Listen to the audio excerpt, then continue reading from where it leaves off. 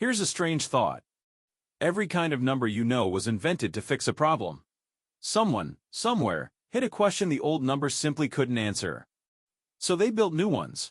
Counting, zero, negatives, fractions, even the square root of -1. Each is a rescue mission for a broken equation. Today, let's retrace those breakthroughs, one impossible question at a time. Start where humanity started. Counting. 1 sheep, 2 sheep, 3. These are the natural numbers, 1, 2, 3, and on forever. The very first numbers any of us meet in school, around age 5. We carved the first tallies into bones tens of thousands of years ago. One quick note. Some mathematicians start this list at 0, others at 1. It's just a convention, a choice of where to begin. Either way, we're counting whole things. But here's a question counting can't handle. How do you write nothing? For most of history, there was no symbol for it at all. Whole civilizations counted without one. 0 was a genuine leap, not a thing you count, but the absence of things, given a name and a place. In the 7th century, the Indian mathematician Brahmagupta gave 0 its own rules of arithmetic, turning it from a placeholder into a true number. Start the naturals at 1, add 0, and you reach what's often called the whole numbers, 0, 1, 2, 3. The first counting you learn in school. Now try this. 3 minus 5.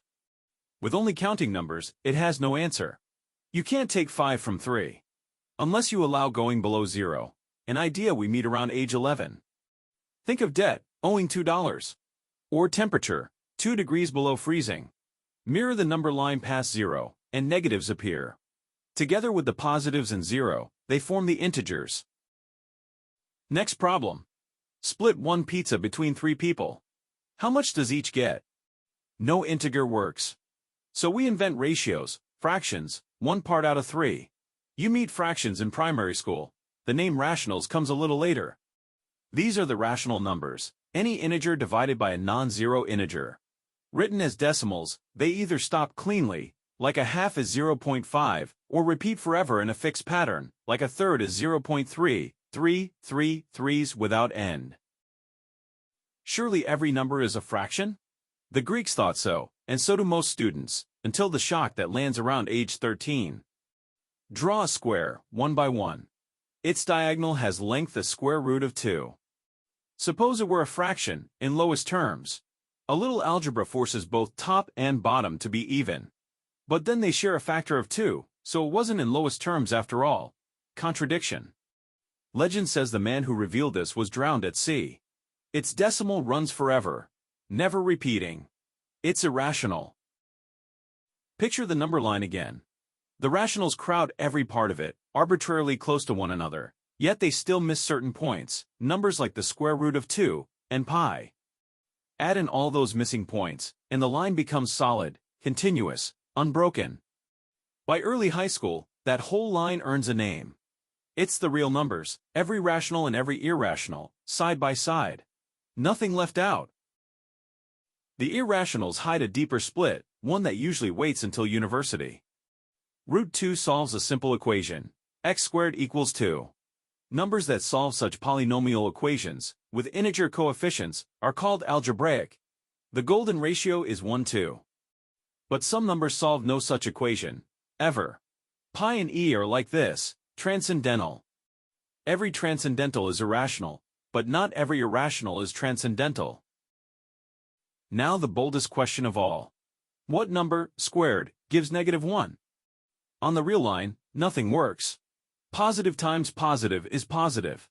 Negative times negative is also positive. So we extend the number system. We define a new unit, I, whose square is -1.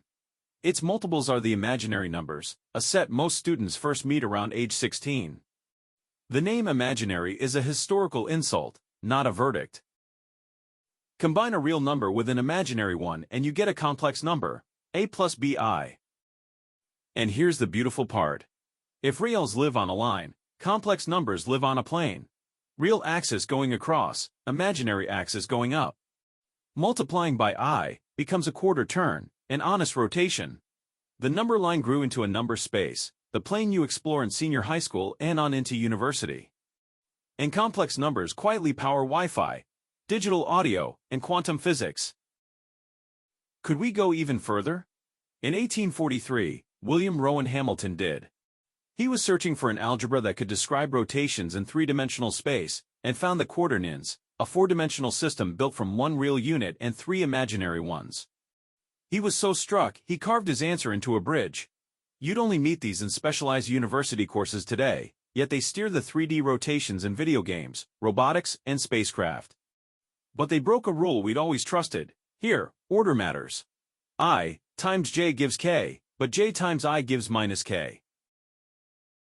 Look at the pattern. Naturals sit inside integers, inside rationals, inside reals, inside the complex numbers, each nested in the next like Russian dolls. Each was built to answer a question the last one couldn't. Numbers aren't found lying in nature. They're invented, again and again, whenever we dare to ask what if. So next time you count 1, 2, 3, remember, you're holding the first thread of something infinite. What impossible question will you ask next? If this stretched your mind, subscribe and keep wondering.